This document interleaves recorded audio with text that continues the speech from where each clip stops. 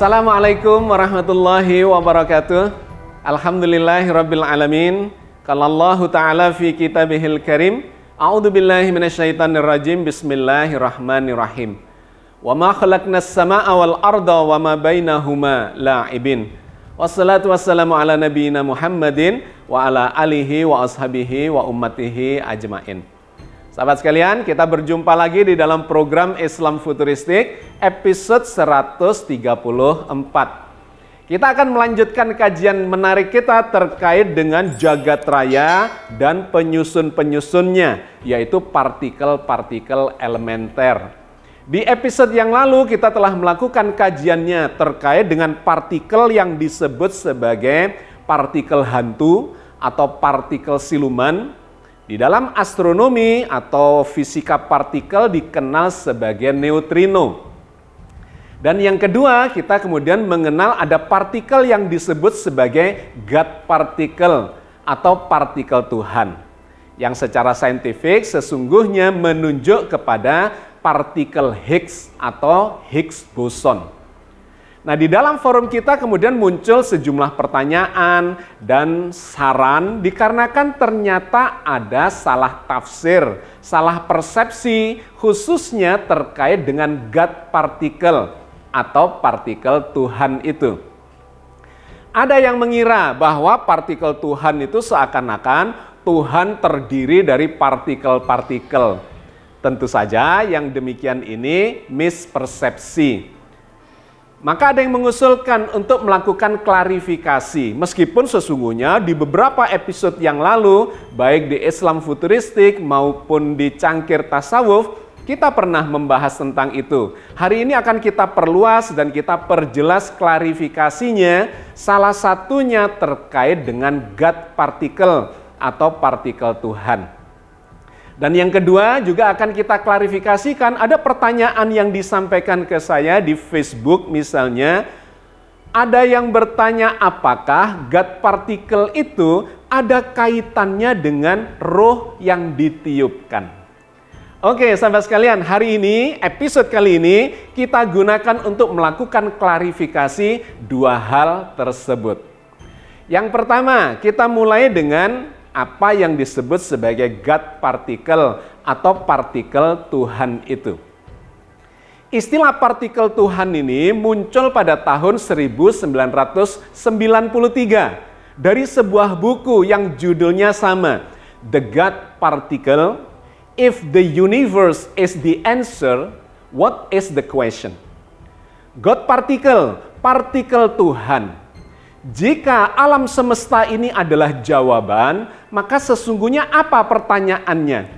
Ini ditulis oleh seorang ahli fisika partikel dari Amerika. Dia adalah seorang kepala laboratorium fisika partikel, yaitu Fermilab, yang ada di Illinois dekat Chicago.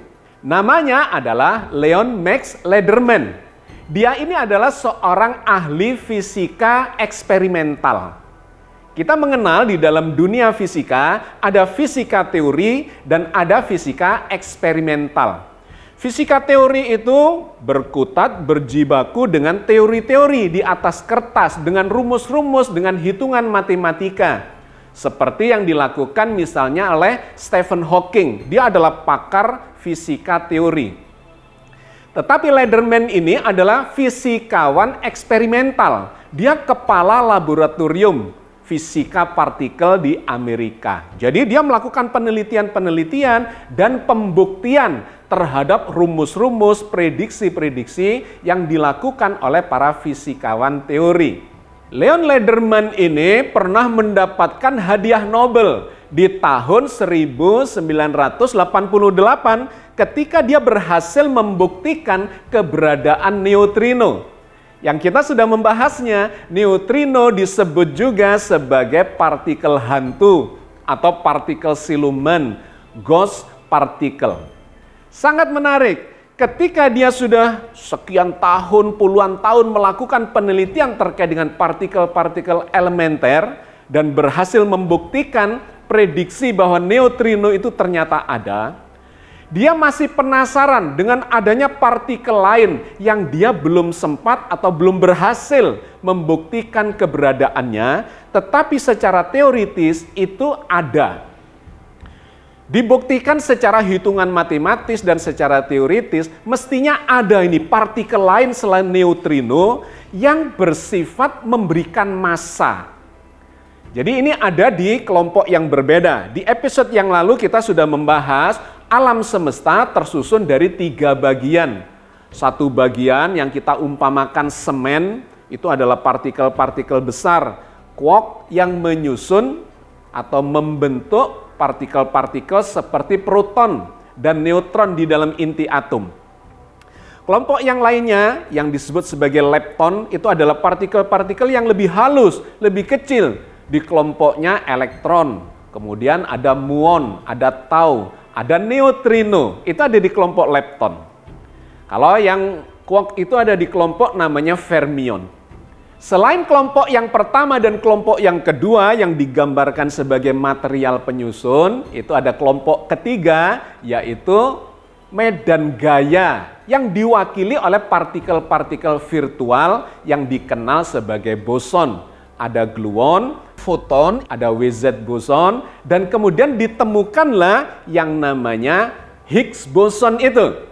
Yang di episode lalu kita sudah membahasnya, itu kemudian disebut sebagai partikel Tuhan. Nah, kembali kepada asal-usul munculnya istilah partikel Tuhan, itu ternyata dari bukunya Leon Max Lederman itu. Penerima Nobel tahun 88 tetapi terus melakukan pencarian pembuktian terhadap partikel yang kemudian disebut sebagai partikel Tuhan.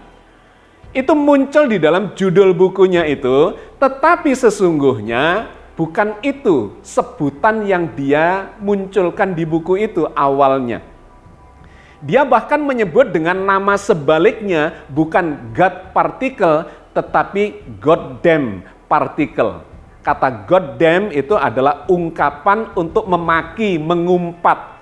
Kalau di bahasa Indonesia kan goddamn particle itu bisa dibahasakan sebagai partikel sialan atau partikel terkutuk. Dikarenakan Lederman itu jengkel. Dia tidak menemukan apa yang diprediksikan oleh seorang fisikawan teori di tahun 60-an. Namanya adalah Peter Higgs. Ini adalah seorang fisikawan teori dari Inggris, dari Universitas Edinburgh. Bersama dengan para ilmuwan fisika teori lainnya, dia memprediksikan adanya partikel yang kelak akan dikenal sebagai partikel Tuhan dan partikel Higgs itu. Sudah diprediksikan pada tahun 64 oleh Peter Higgs. Bahwa ini ada secara teoritis, secara hitungan matematis, partikel yang mestinya memberikan massa kepada partikel-partikel lain seperti quark, kemudian partikel elektron, neutrino, dan sebagainya sebagai bahan dasar dari alam semesta ini. Tidak diketemukan sampai zamannya Lederman, sampai dia menulis itu dan kemudian mengumpat dengan ungkapan goddamn particle. Ketika ditulis menjadi sebuah buku oleh penerbitnya, kemudian diedit itu. Karena ungkapan goddamn particle dianggap kurang sopan, digantilah justru menjadi God particle, partikel Tuhan. Tapi sampai di era itu belum terbukti sesungguhnya benarkah ada secara saintifik, secara eksperimental apa yang diprediksikan oleh Peter Higgs di tahun 64 itu. Dan baru terbukti pada tahun 2012 oleh para ilmuwan di Pusat Penelitian Nuklir di Jenewa, Swiss yang dikenal sebagai CERN itu. Di sana ada sebuah mesin yang sangat besar yang dikenal sebagai LHC, Large Hadron Collider. Mesin yang panjang terowongannya itu 27 km dan dibangun di perbatasan antara Swiss dengan Perancis. Untuk apa itu? Untuk menabrakkan partikel-partikel sekelas misalnya proton, ketika ditabrakkan dia akan pecah berantakan menjadi penyusun-penyusunnya. Jadi intinya alat itu pingin memahami, mengamati apakah sebetulnya penyusun dari partikel-partikel dari benda-benda ini di bagian yang paling elementer. Tahun 2012 ditemukanlah apa yang diprediksikan oleh Peter Higgs itu. Ternyata memang ada sebuah partikel yang kemudian dinamai sebagai partikel Higgs itu. Partikel Higgs itu adalah sebuah partikel virtual yang memberikan massa, sehingga memunculkan benda, memunculkan elektron dengan massanya, quark dengan massanya, dan quark itu kemudian menjadi penyusun dari partikel-partikel yang lebih besar di inti atom seperti proton dan neutron itu. Kemudian menyusun atom, menyusun molekul, dan benda-benda seluruhnya. Nah, pada tahun 2013, Peter Higgs menerima hadiah Nobel. Dan kemudian partikel yang dia prediksikan itu dinamai dengan nama dia, partikel Higgs, atau juga disebut sebagai Higgs boson. Medan kuantum yang menghasilkan partikel virtual Higgs itu disebut sebagai medan kuantum Higgs. Jadi sahabat sekalian, dengan ini kita sudah mendapatkan klarifikasinya. Sebetulnya apa yang dimaksud sebagai God particle? Itu bukan partikel Tuhan dalam arti Tuhan tersusun dari partikel-partikel. Bukan, itu sebuah istilah ilmiah populer yang muncul pada tahun 1993 dari buku yang ditulis oleh Leon Max Lederman. Dia maunya menyebut goddamn particle, diedit oleh pihak penerbit menjadi partikel Tuhan atau God particle, dan kemudian justru menjadi sangat terkenal. Jadi di dunia ilmiah populer kita mengenal dua istilah yang menarik itu. Di satu sisi ada ghost particle, partikel hantu, partikel siluman yang juga sulit dideteksi tetapi sudah ditemukan oleh Lederman, dan kemudian Lederman itu menerima hadiah Nobel tahun 1988. Yang kedua adalah partikel Tuhan atau God particle yang diprediksikan oleh Peter Higgs dan terbukti pada tahun 2012. Kemudian hadiah Nobelnya diberikan, dianugerahkan pada tahun berikutnya, yaitu tahun 2013. Oke sahabat sekalian, ini adalah klarifikasi yang pertama terkait dengan istilah God particle. Jadi tidak ada kaitan langsung dengan Tuhan dalam arti Tuhan tersusun dari partikel-partikel. Yang kedua, kemudian ada pertanyaan. God particle itu apakah ada kaitannya dengan roh yang ditiupkan? Oke, sahabat sekalian, istilah roh itu tentu saja tidak dikenal di dalam dunia ilmiah atau dunia saintifik. Istilah roh diperkenalkan oleh kitab suci Al-Quran Al-Karim. Kita akan melihat di sini mulai dari sesungguhnya jagat raya ini tersusun dari apa? Secara ilmiah dikatakan bahwa jagat raya tersusun dari 5 parameter atau 5 variabel. Yang pertama adalah ruang, waktu, itu berpasangan sehingga disebut sebagai dimensi ruang dan waktu. Yang ketiga adalah materi berpasangan dengan energi, di mana materi itu bisa beralih menjadi energi dan energi bisa beralih menjadi materi. Yang kelima adalah yang disebut sebagai informasi, di mana informasi itu berupa sunatullah kalau di dalam agama kita ini dikenalnya sebagai hukum alam. Nah, yang demikian ini bisa kita baca di dalam Al-Quran Al-Karim yang menggambarkan bahwa Allah sebagai Tuhan yang menciptakan semua ini meliputi kelima variabel itu. Allah berfirman di dalam surat Al-Hadid ayat 3. Huwal awwalu wal akhir, wal zahiru wal batin, wa huwa bikulli syai'in alim. Dialah yang awal dan yang akhir, yang zahir dan yang batin, dan dia maha mengetahui segala sesuatu. Sangat menarik ayat ini ketika kita fahami secara saintifik. Ayat ini memberikan gambaran kepada kita Allah terhadap makhluknya yang memiliki 5 variabel atau parameter itu. Ketika Allah mengatakan dia Allah huwal awwalu wal akhir, itu berarti menunjuk kepada Allah meliputi dimensi ruang dan waktu. Awal dan akhir itu menunjukkan dimensi waktu.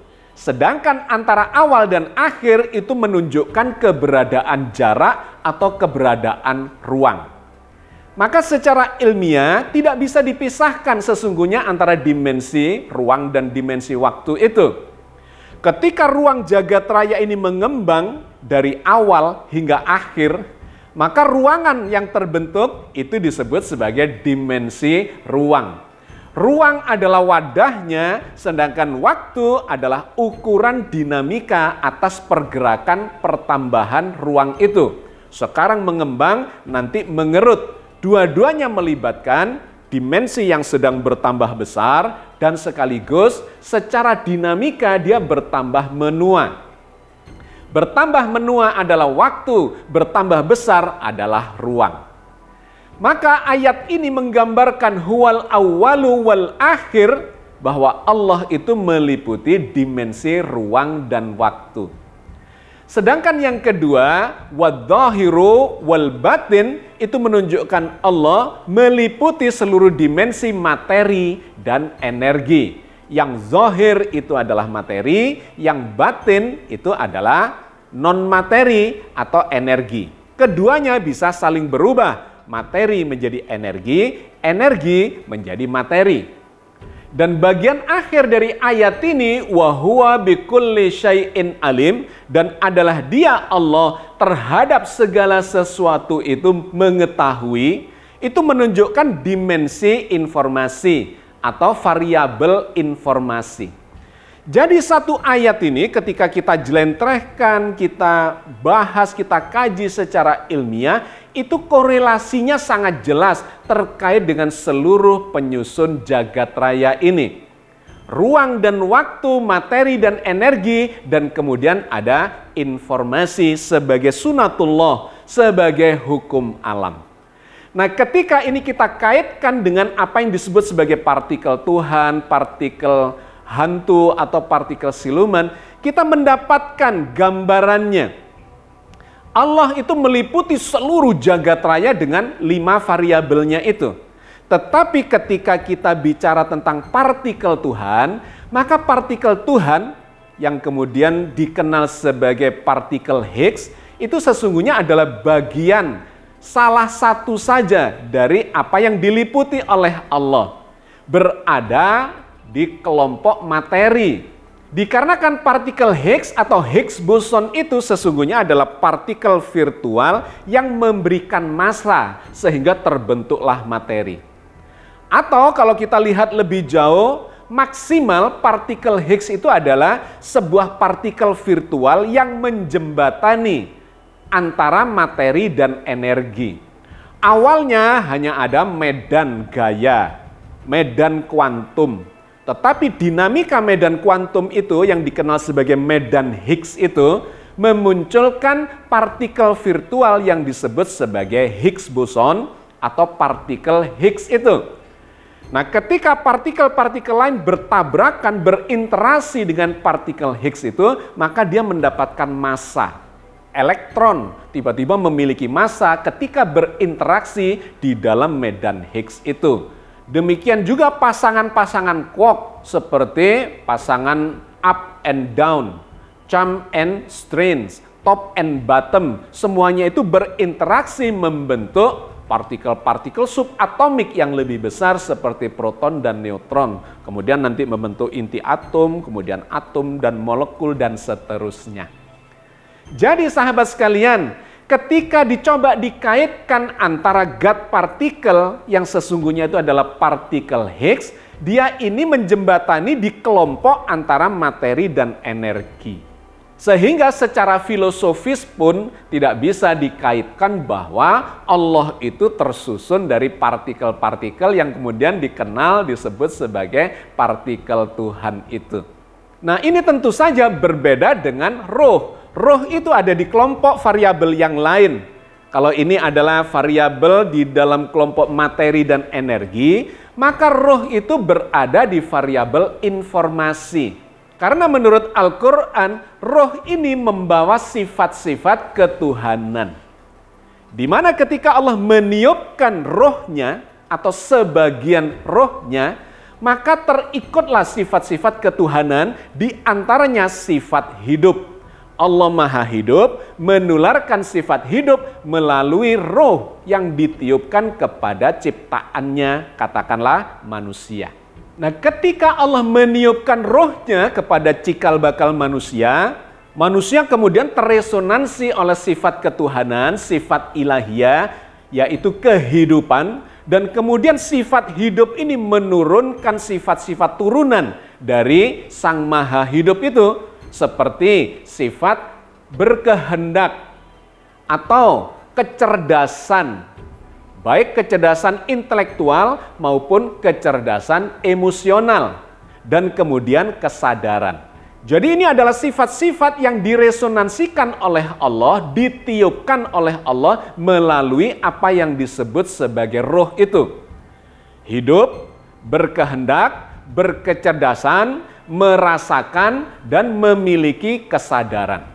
Tentu saja ini berbeda dengan yang digambarkan oleh partikel Higgs yang bersifat material. Higgs partikel atau Higgs boson itu adalah materi yang mati atau energi, perwujudan dari energi menjadi materi yang tidak hidup.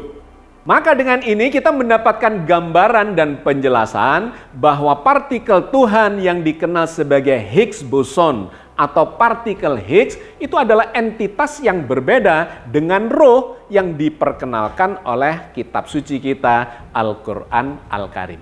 Allah berfirman di dalam surat As-Sajdah ayat 7 sampai dengan 9 tentang roh itu. Alladzi ahsana kulla syai'in khalaqahu wa bada'a khalqal insani min tin, yang membuat segala sesuatu yang Dia ciptakan sebaik-baiknya dan yang memulai penciptaan manusia dari tanah. Tsumma ja'ala naslahu min sulalatin mim ma'im mahin. Kemudian Dia menjadikan keturunannya dari saripati air yang hina. Tsumma sawwahu wa nafakha fihi min ruhihi wa ja'ala lakumus sam'a wal absar wal af'idah qalilan ma tashkurun. Kemudian Dia menyempurnakan dan meniupkan ke dalamnya sebagian rohnya, dan Dia menjadikan bagi kamu pendengaran, penglihatan, dan hati, tetapi kamu sedikit sekali bersyukur.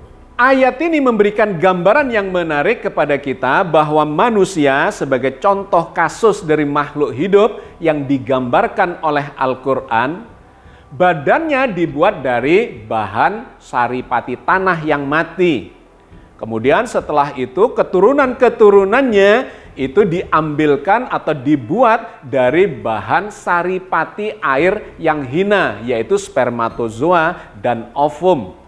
Semua ini menggambarkan adalah benda-benda materi yang bersifat mati dan baru hidup ketika Allah mengatakan dalam ayat ini wa nafakha fihi mir ruhihi, dan Allah kemudian meniupkan sebagian rohnya ketika sudah menyempurnakan tubuh dari makhluk yang namanya manusia yang akan dihidupkan itu.